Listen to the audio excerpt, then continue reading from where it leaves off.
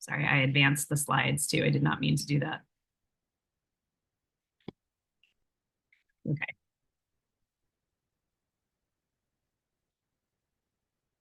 Great. Well, we'll slowly get started while people continue to trickle in, just so that we're observing everyone's time. Thank you guys for being timely, showing up at 11. I appreciate that. Today we're going to cover the very first part of the field scope. So we're going to talk about land use, ag chemicals, animals, and soil, four big topics today. We're also going to dive a little bit more into risk assessments, which we touched on last week too. Ingrid and I are going to bounce back and forth today. And just to give you guys a heads up, we have a hard stop at 12:15 this afternoon, just in case we go over. We happen to still be chatting. We're going to have to cut it because we both have kids to pick up early today from school, and they're going to be waiting on us. So we will stop and do any other further discussion by email if you guys have. So just a quick update on where things are right now. We are officially halfway through our classes. We will be scheduling some guest speakers to round us out over the next couple of weeks. If you folks have any questions that you'd like to pose to someone in particular, ideas on who you might want to hear from, please feel free to throw that out to either Ingrid or myself. In the past, we've had speakers from Go Farm talking about business training. We've had Joey Ooka from the Hawaii Department of Agriculture, who is their FSMA specialist. We've had Weston Yap. We've had a number of folks come. So if you've got something in mind, please feel free to put that up in the chat or let me and Ingrid know, and we'll see about scheduling. We are beginning to work on your farm food safety plans. So if you've been doing your homeworks, then we've got enough information to get that started. And risk assessments coming up will help us round that out. You should be pretty comfortable now navigating a little bit around in Heavy Connect, starting to keep your records. If you have questions or you run into a problem, have a concern, please let us know. The Heavy Connect team is basically on speed dial for us, and they're very responsive, super nice and easy to work with. So we will resolve those questions as quickly as possible. Coming up in the next week or two, you're going to have your risk assessment or have it scheduled if it's not already on deck. So we'll talk a little bit more about those today. You will want to begin water sampling if you are not on county water for your farm site. So if you're using surface water or well water, we'll be reaching out to you to talk about how to begin that sampling process and how frequently you will need to sample depending on your water source. And last but not least, in the next couple of weeks as we finish up, we will be putting together a course assessment. And we're going to ask you guys to fill that out. This is going to be the first time we've done this, and it's a gauge just to kind of get a sense of how well we delivered the content and what you guys felt about it. It'll help us really get a sense too of whether we need to make any changes in our content, especially as we go forward with this program. So that will be coming. So make sure if you miss a class, you catch up on the recording in case you miss something valuable that will show up in the quiz. So today, we're going to start off by talking about risk assessments. We touched on these last week. In the harmonized GAP standard, there are some risk assessments that are required, several categories in both the general and field section. And if you're doing the post-harvest scope, if you're aggregating, you have a food hub, for example, there are some assessments in that scope as well. The assessment is really an opportunity to look at where is contamination potentially coming from on your farm or in the packing house that might impact the safety of your product. And so we, as we work through this, will guide you through thinking about it. I guarantee you guys already know where a lot of your contamination potential is coming from. You probably already have a sense of what you are or going to do about it. We're just documenting that. In the standard, the documentation required for risk assessments is not uniform. Sometimes it says written policy and or records. Sometimes it doesn't. It just says you have to have done an assessment, but it doesn't require a document. So what we do is, as I said last week, we just write it all down. So everything is put on paper. And that way we've got a record we can go back to and we can show an auditor if we need to. When do we do this? Typically, we try to do it early on in our process. So as you know, it is being scheduled, or you may have already scheduled it with one of us. We will do a pretty in-depth analysis of the risk assessments this time around. As we go through the next couple of years with you, the risk assessment will take a little bit less time, but it is an annual update that we have to do. And as we go through it, we will be asking you from year to year if there's anything that's changed in your operation with respect to those categories. Minor changes, we typically note that in the risk assessment. If it's a major change, we may spend a little bit more time going through sort of a new assessment of that particular procedure, or if you got a new parcel of land, or you're working with a new crop. Anytime you introduce something new into your operation, we're going to look at that. So we're going to basically be asking you to think about the physical, chemical, and biological hazards that might be posed in these different categories. So for example, when we talk about animals, we're going to talk about what are the physical risks that animals bring. Are there any chemical risks associated with animals on your farm? And what are the biological hazards that they bring? We will document all of this, and we'll talk about what you're doing to mitigate those risks, both in a sense of what do you do and what are some preventive measures that you might take if things escalate. So we will take care of putting all that on paper. At the end, we will make sure that we send it to you so you can review it for accuracy before we finalize it and put it in your Heavy Connect account. For you, what do you need to do? A lot of times, the first time we go through this, producers ask, well, what do I need to bring, or what do I need to know? The first thing to say is that we will use the standard to identify what are the pieces of information that we need to gather. What is the auditor going to look for to assess whether or not you've made an accurate risk assessment? So all you need to do is really be communicative. Tell us about your farm in those particular categories. What are the animals that you see on your farm? Do you have any domestic animals on your farm? How many animals do you have on your farm? That's just an example in one category. And then you'll also let us know what are the corrective actions that you currently are using. So for example, if you have a dog that you bring to the farm with you every day, the corrective action that you might be using is that you keep him out of the packing house, but you let him roam around everywhere else. So we'll talk through that with you. Really, what we need you to know for this is that you just need to come prepared to tell us as much as you can and as in detail as you can about your operation. So this is a look at what the standard says for the first thing we're going to discuss today, which is in the field scope. This is about field use, field history. And you can see this one does have an A for assessment.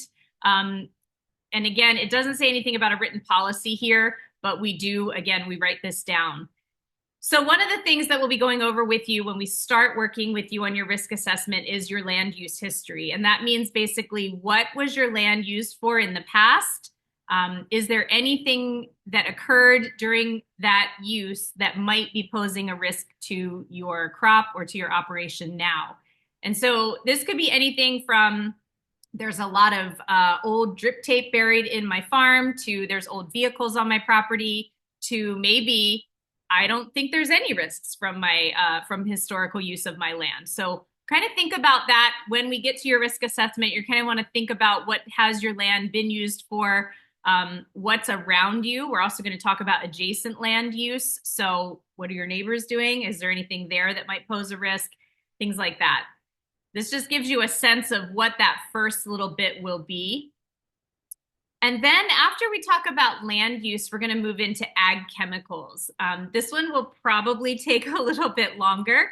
Ag chemicals tend to be a big topic if you are using them. So first thing to note, in the ag chemicals section of the field scope, G11.1, the use of your ag chemicals must comply with label directions. So one of the things that we're going to ask you to do is make sure that the chemicals that you're using are being used properly, which means that you are using them for the intended purpose. If you're using them to combat a pest, that pest is one that is listed on the label. If you're using them for weed control, that you're following the label for that. The second piece that we really want to touch on here is G11.3, which says that ag chemicals shall be applied by trained, licensed, or certified application personnel. If you're not using restricted use pesticides, you don't need a special license, but you do need to make sure that you are going through what's called worker protection standards training every single year. This is a requirement that is set by EPA, and we ensure that all of you guys have that training by providing it. So another thing that we'll be scheduling with you guys in the next couple of weeks is your worker protection standard training if you have not had it. We offer that as a part of this course just to make sure everybody is able to get it every year and has the documentation that we need on hand during an audit to show that you have had it. A couple other things just to talk about here. You've probably heard this many times, especially if you do apply ag chemicals, but the label is the law. So we tend to remind folks of this frequently throughout this process, because we want to make sure that, again, you're using your chemicals as they are labeled. One really common mistake that we see farms making when we get into this program with them is that they're using a bleach product to disinfect, to sanitize on the farm, but not all bleach is created equally. You need to check your bleach label or any other sanitizer that you're using to make sure that it says that it is okay to use on food contact surfaces. There are some bleach varieties out there that are acceptable for this, and there are some that are not. So do check your labels. That's a little bit of homework for you to do. We have had an operation get in trouble for that during an audit. Multiple times this has happened. So please, please, please check your label and reach out to us if you need some help deciphering that. The second thing that's a really common problem is mixing your solution correctly. So again, the label is the law. You have to mix your solution per the label instructions. This is one that's really easy to remedy. Just look at what the instructions say and make sure that you're doing that. When we go to write SOPs in your farm food safety plan, if there's a chemical that you're using, that's what we're going to refer to, is what's on the label. How do we use this product? So two things that we find that are pretty common mistakes we want to make you aware of so you can think about that. And again, we'll be setting up the pesticide training with you guys. So don't worry about that. We'll take care of it. One quick look at the audit standard for ag chemicals. You can see this is a really long bit of criteria here. So it does require a record, and that means that you do want to be filling out your pesticide log. We will be showing you what that looks like in Heavy Connect in just a little bit, and we'll talk a little bit more about how we can make that efficient for you. But your pesticide records are really important. So do make sure that you start to fill those out. And you can see the little bubble here. It is a mandatory requirement. So you've got to make sure that if you're using ag chemicals, you are filling out the record. And I think I'm going to pass it on to Ingrid next. Okay. So we'll start with the example of the approved chemical list down here. So again, super important that you just give us as much information as possible. So your guys' homework this week is going to be to list out the fertilizers, pesticides that you guys are using. And we go ahead and we create this sheet that has all of this information. So your supplier, you set the operation, EPA number, active ingredient, all of those things. Now, don't worry, you don't need to go hunt for the EPA number, the active ingredient, all that kind of stuff. We do that. We just need to know what you guys are using, and we'll link the label, the SDS, all of that good stuff. So this is kind of just a little screenshot of what it's going to look like. Again, just try to be, as accurate as possible. Like Lisa mentioned, there's been numerous times where farm has gotten a corrective action because they're using something on the farm the day of the audit that like we aren't aware of, or they didn't let us know. And then everyone was all the auditors are kind of surprised, including us, when the audit is happening and they see that the farm's using something that's not listed on the list. So I'm going to go over what the pesticide log and the fertilizer log looks like on Heavy Connect. So just give us a second while I share my screen and get everything connected. Okay.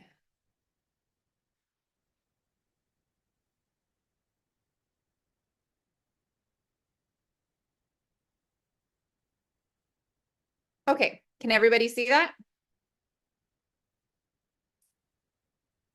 I actually can't see you guys, so. It looks good, Ingrid. We can see. Okay. Sorry, Okay. I gave you a thumbs up, then I was like, I don't think she can Okay. see me. No worries. Okay. So pesticide and fertilizer log, that's going to be under the field scope. So you'll click the plus sign at the bottom. We'll start with pesticide application. So here, this is where you'll enter in your locations. If that hasn't been set up yet, we will go ahead and set that up for you. Click next. Now, these look like a lot of boxes for typing. We do not want to do that. We don't want to have you guys type anything really. So this farm has not set up, just as an example, they haven't set up all of their pesticides and stuff that they're using. So this is what it's going to look. This is kind of a generic view of it. Once you guys provide us with what pesticides you're using, all of this is going to be a nice drop-down menu. So we'll list out the pesticide name. Right next to it, we'll have what that active ingredient is. And then right next to that, we'll have what that EPA registration number is. So you'll never have to go in and type in all of this information. But just again, as like your generic view, this is what it's going to look like. And as I mentioned, the homework this week is to give us that information. So as soon as we have it, we're going to go into your Heavy Connect account and edit this. So everything is just a really quick drop-down menu. Pesticides stored in the designated chemical storage site along with the spill kit. You'll click here, yes or no, date of application, how much you applied. Again, even that can be a drop-down menu. If you guys are applying the same amount every single time, then we can make that a drop-down so it's just a click and you don't need to type anything out. The location, method, again, that could be a drop-down, pre-harvest interval, all of this stuff. These can all be drop-downs. As much as possible, we try to have everything be a drop-down menu. So it's just a couple clicks. And again, you're not having to spend a lot of time typing in all of the information. Again, another yes or no question: was the agriculture chemical disposed of appropriately away from the crops? This is part of the standard, so this question does need to be there and answered. And then down here at the bottom, which crop was it applied to? Again, it'll be a nice drop-down menu, so you can just click what that was applied to and click next, and then that's your signature page. So I'll go back. So that was pesticide, and then fertilizer application. Similar to the pesticide one, where you're going to want to enter your the locations and things, the date applied, answering is the equipment in good working condition. And then here, same thing, the name and the amount. All of this could be a drop-down menu, so you're not able, or so you don't have to type in all the information every single time. And again, we get this information from your homework, and then we'll also discuss it over the risk assessment and make sure that we've got all the information right. And even once we set up your Heavy Connect account and all the drop downs are there, we'll ask you for your feedback. A lot of times I create records for farmers and I'm like, hey, just created this, check it out, let me know what you think. And you guys, please give us feedback on, oh, can you create this question, or can you, create a drop down for this, things like that. We're always kind of working on them. It's always a work in progress, and we want to get it, as easy as possible and as quick as possible for you guys. Okay, so that's it for that.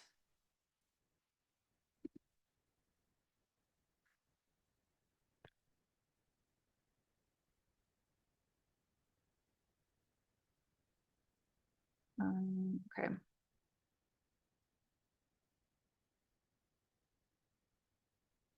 So, animals for the field checklist, as Lisa went over this a little bit. F 5.1, the operation has a written risk assessment. Again, so this is what we are scheduling with you guys over the next few weeks.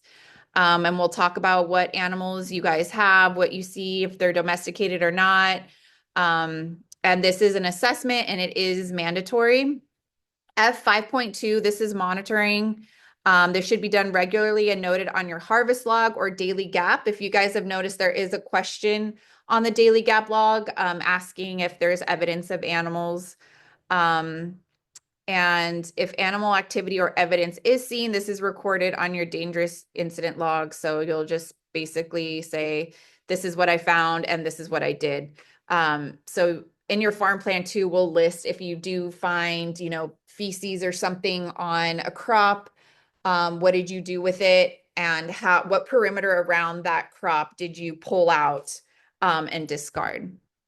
And then F 5.3, measures must be taken to prevent or minimize the potential for contamination. These measures are based on the risk assessment done for section F 5.1. Again, this is a written policy, it's a record, and it is mandatory. So animals, why a produce safety concern? So they can carry human pathogens such as E. coli, Salmonella, and Listeria. They can spread pathogens via feces, and then some animals can travel very easily, birds, rodents, things like that. Again, it's okay to have animals on the farm, but we just need to know, what those animals are and kind of what's their, how are they kept? Where are they kept? How far away from production and the pack house and things like that. So here are just some examples of animal deterrents, visual, noise, tactile, physical. I think typically most of our farmers use like fencing around their farm to keep animals out, or fencing even to keep their own dogs in. Netting. We do have a farm that up in Kauai that has a lot of, is it nene goose? I'm talking about KCAC. And they have to which is kind of a pain in the butt, but you know what, they're good sports. They put a whole netting over their crops to keep the nene goose off of there. So lots of different ways. Again, this is just a conversation that we'll have with you guys. I'm sure a lot of you already are figuring out ways to keep animals off your crops, away from damaging your stuff. So it just needs to be noted and written into the farm plan. So for pre-harvest, you're going to want to make sure that you assess your farm before you start harvesting. And this is a nice, quick little checklist that's going to be in your harvest log. And it's going to hit on all of the questions that are needed to meet the criteria for the standard. So you'll document it on your pre-harvest, harvest, post-harvest logs that you checked for any evidence, and it's recorded on the dangerous incident log.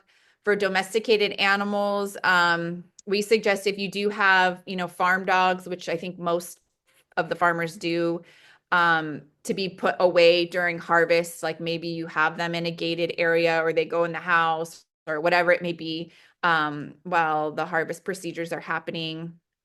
You still need to assess risk and develop a procedure for what to do to address fecal material.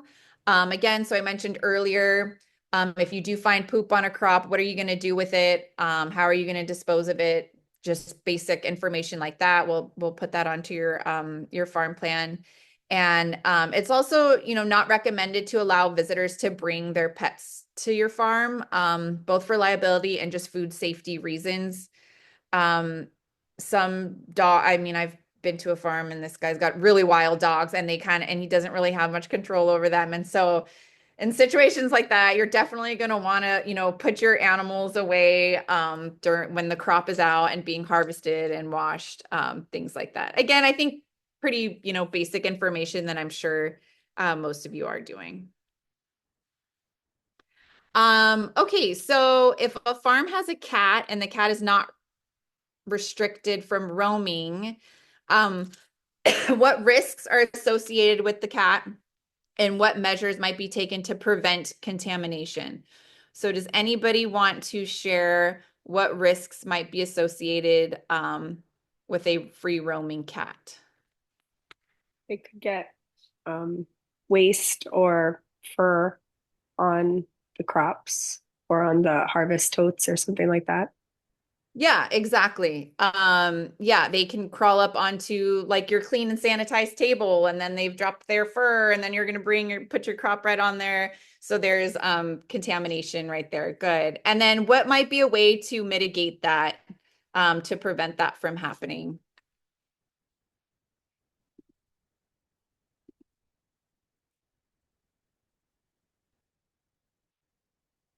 So I'm thinking maybe put the cat away during these harvest procedures, or maybe, have some sort of gate or door where your cat can't enter the packing area, things like that. Everybody's, farm and pack area is different. So this is just one of the things that we'll kind of chat with you on, like, hey, what can you do, to prevent your cat from potentially contaminating product? All right, I think it's back to me. So that one actually, I have to tell you guys, is a example that came from one of our very first audits that we ever participated in when we first started this program years and years ago. And the farm did have a cat, and they said, "Oh, we keep the cat out of the packing area, and when it comes in, we shoo it away." And sure enough, during the audit, the cat came into the packing area, and everyone just sat there and watched it.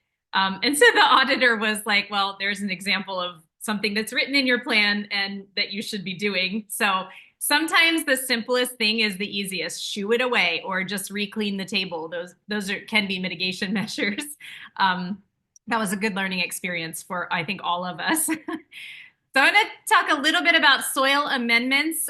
This is a little bit shorter piece in the standard. It's in the field scope section in F.6. A couple things to mention here. Soil amendments are really anything that you add to the soil for improvement or to support your plant growth. So there's a lot of different things that can fall into this category, including things that you might add to improve water holding capacity.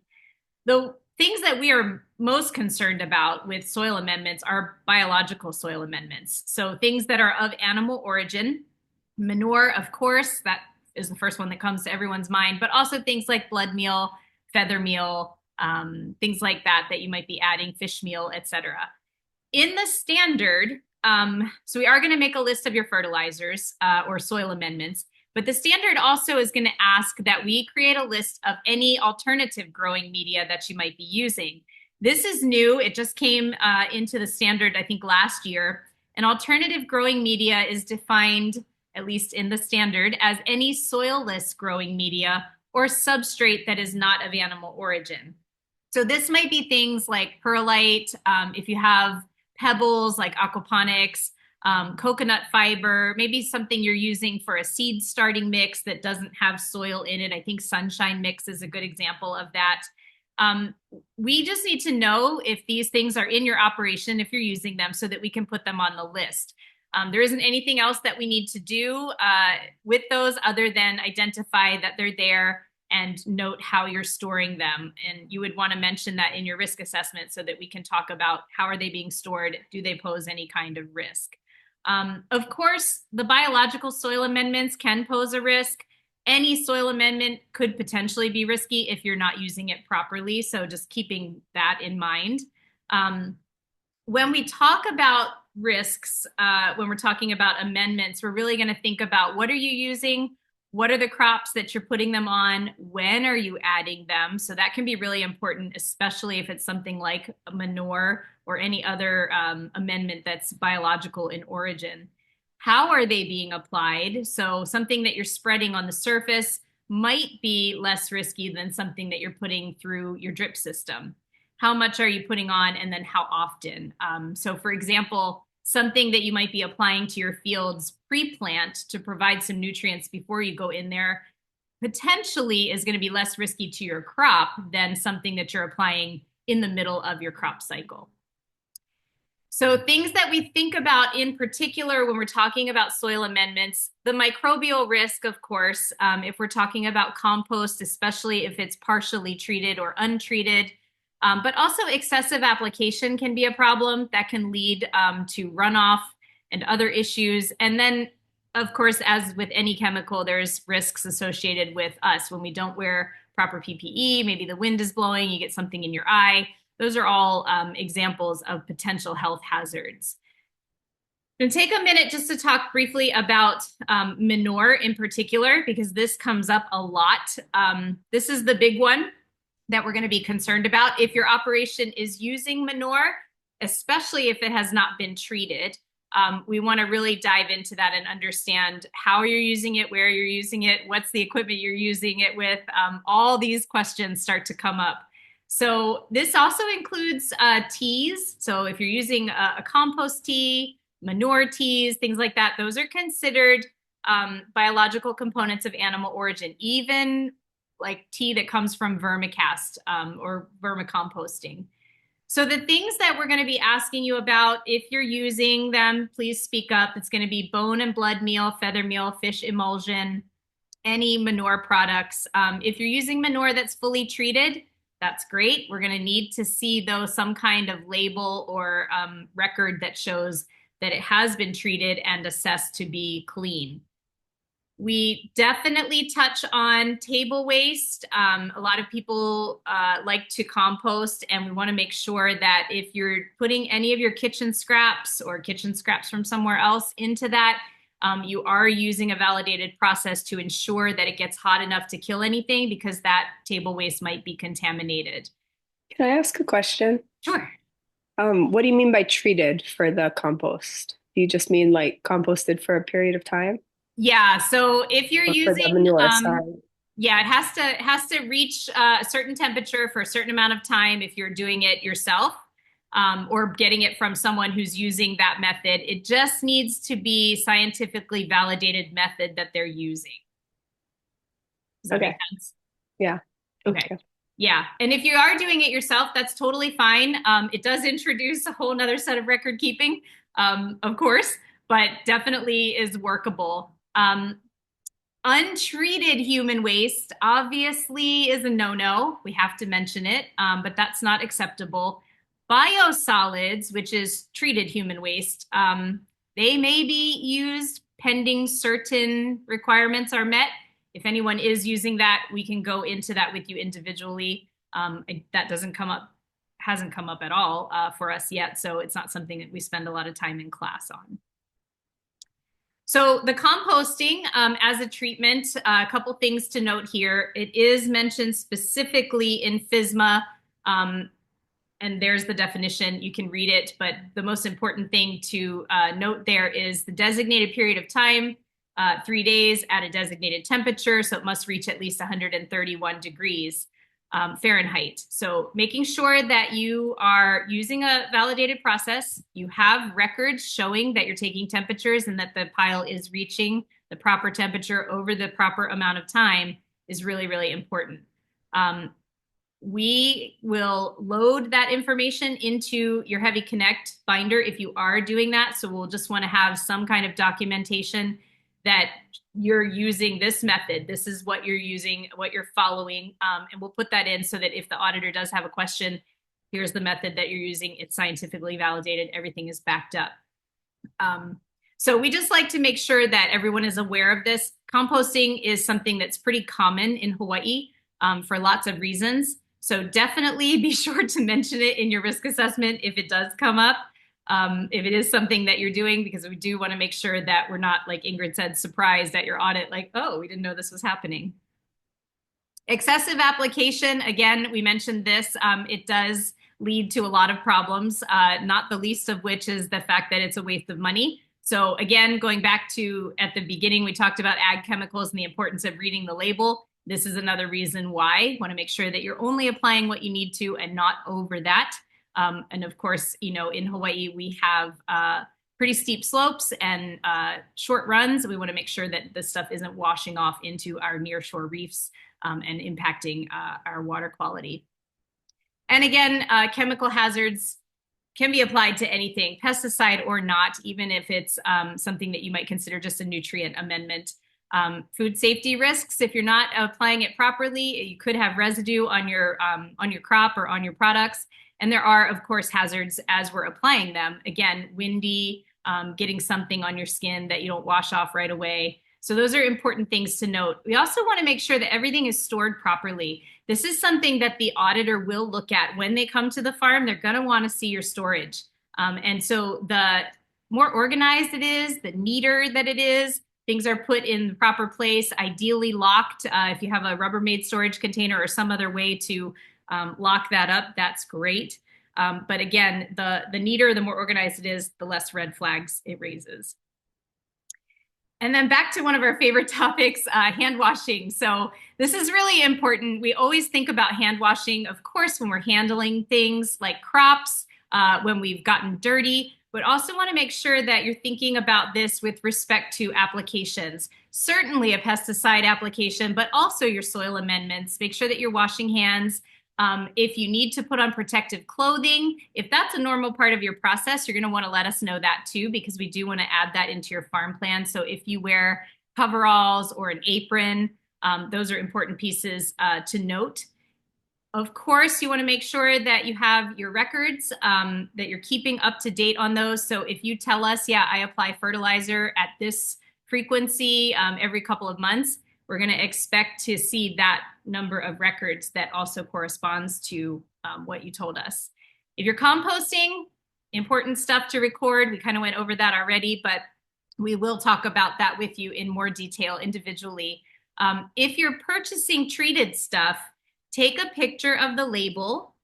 If we need to, we will contact either the supplier or the manufacturer and ask for information that shows that it has been, for example, in the case of manure, has been treated and tested. We can do that work for you, but we need to see what the label looks like so that we know we're working on getting that information for the proper product. So that's really important. And it goes to things like not just manure, chicken manure, anything else that you might be purchasing that we want to show there's no risk of contamination coming from that product.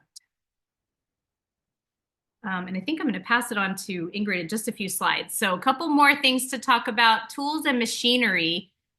This is also going to be something we're going to talk about with you during the assessment, but we want to get a list of the tools, equipment, vehicles, implements that you have, anything that would be touching your field and then your crop. That's a requirement in the standard. So it's in F7.1 of the field scope. And this is going to go into the workbook where we're going to list all of your chemicals and fertilizers too. So it's kind of one big massive inventory sheet almost of what you have on your farm. Of course, we're going to ask you about your process for cleaning these and sanitizing them if that's applicable. Of course, sometimes big machinery cleaning and sanitizing maybe isn't quite so easy or applicable. So we'll talk through those items with you. But we will have an SOP that we put together and put in your farm plan. If it's something that you're using on the daily, especially on your crop, you're going to need to clean and sanitize it daily, and you want to have a record of that. So keep that in mind, your cleaning and sanitizing record. This is another area where we can put drop downs in to make it easy for you to select which tool or piece of equipment that you cleaned. And then just a note, plastic easier to sanitize than wood, which gets a lot of scratches in it and indentations that could harbor bacteria. So if you feel so inclined to purchase tools, look at the plastic ones as an alternative to wood for better cleaning. Another area that is discussed in the field scope is transportation, moving product from one place to another. In the field scope, it really focuses on how we're transporting product from the field to where you're packing it or to where it's going eventually if you bypass that packing shed step or you're delivering it to your buyer. So the standard does require that you do this transport in a clean vehicle and that we have a record of that cleaning and sanitizing of the vehicle. So you want to have some kind of SOP if you're cleaning out the back of your truck or you've got a refrigerated van. If you're just transporting from the field to the packing shed, you might be doing that in a gator, for example, or a mule. So is there a process for sweeping that thing out before you use it, and how do you keep it clean so that you're not contaminating your product? If you are transporting product, best practice is that it should be covered during transport. In particular, we're thinking about this when you're on the road. If you're on the farm, of course, there's dust and things like that that could get into it. So ideally, you want to have something over the top of your product. That might be a tarp. It might be that your truck is enclosed, like the van or a pickup truck with a cab. You can put things in the back of a car if you need to as well. You just want to make sure that the interior of that vehicle is so clean that it's not going to further contaminate your product. And then touching on machinery, a couple key things from this piece of the scope. Obviously, you want to try to keep that clean so that we don't have cross-contamination. So anything that falls into this category, you want to think about, well, how do I clean this? It doesn't mean that you necessarily have to be up there with a scrub brush and soap and water and then a sanitizer. That's not always going to be logical or applicable. But do you have a process for cleaning your machinery in some way? So whether that's brushing it off, I've got a farm here on Kauai that uses a power sprayer on their big heavy equipment, anything like that you can do to keep your equipment clean and prevent that potential contamination from moving from one field to another. In particular, this is useful if you are using a raw or incompletely treated manure product. So you want to make sure that you are observing proper practices around that. And that means that either you are cleaning and sanitizing before you go from where your manure field was to the other field, or you're not doing that for a certain period of time so that it's got that 120-day window where nothing is happening, which is probably not the case, right? You've got equipment, you need to use it every day. So if that's the case that you are spreading manure in one field, you need to have some kind of cleaning and sanitizing procedure. Or another farm here on Kauai has this situation. They have two implements, one that they use for manure, one that they keep for all of their other fields.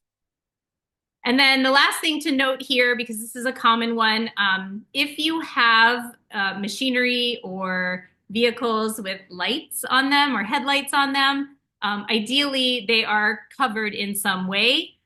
If you have bulbs in a packing shed covered in some way, this is all having to do with broken glass and potentially that getting into the product. Typically, on farm machinery, it's made of a certain type of product or material that isn't going to shatter and break. If you've got bulbs in your packing shed, for example, there's shatterproof glass, I think, that people are using now.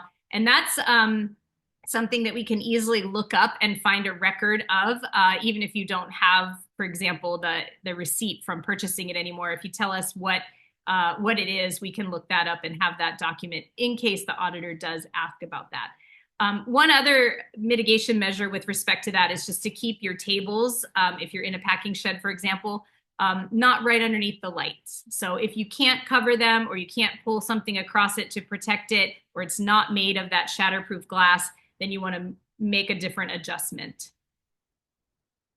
And then last thing, before I hand it over to Ingrid to close us out for today, if you have machinery, then you know there are oftentimes things that happen that weren't supposed to happen, like leaks. And so that's another thing that we want to think about. And we're going to put this in your farm plan too. It is a required criteria. What do you do if you find a leak? So on your machinery, you just need to have an SOP for such opportunities or moments. And so we're going to talk about that with you. What's your standard process? So what is really happening here is that the expectation is that you're looking at your equipment on a regular basis to ensure that it's in good working order. So, of course, things happen. Sometimes you pop a leak without realizing that it's about to occur. But what's your procedure then? And it's really all, again, just about protecting your product. So, how do you prevent any contamination from that leak getting onto your crop?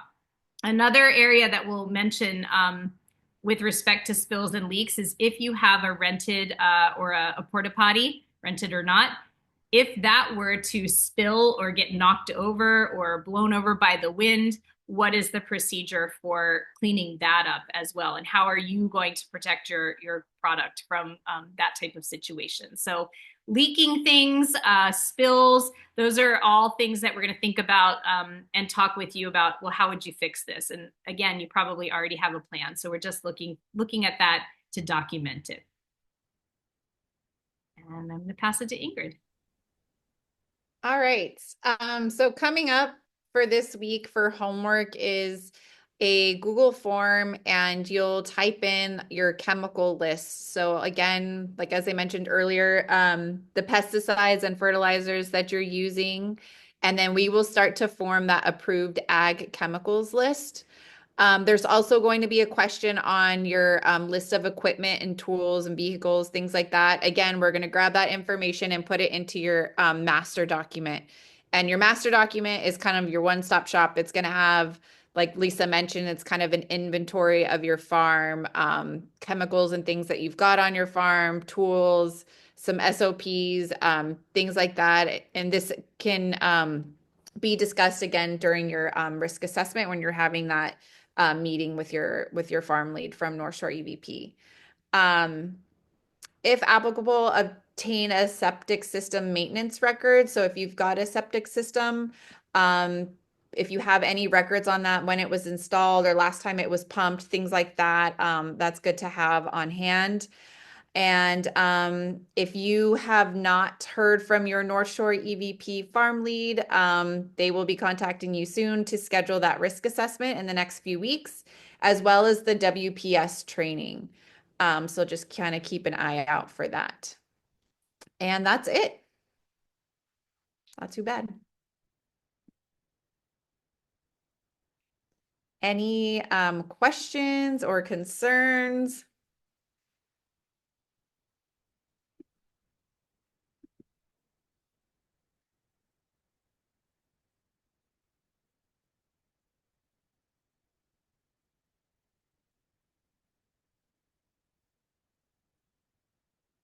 Nope. Okay. All right. Well, if you guys do think of something or you have a concern, anything like that, please reach out to any one of us, and we will be happy to work that through with you guys.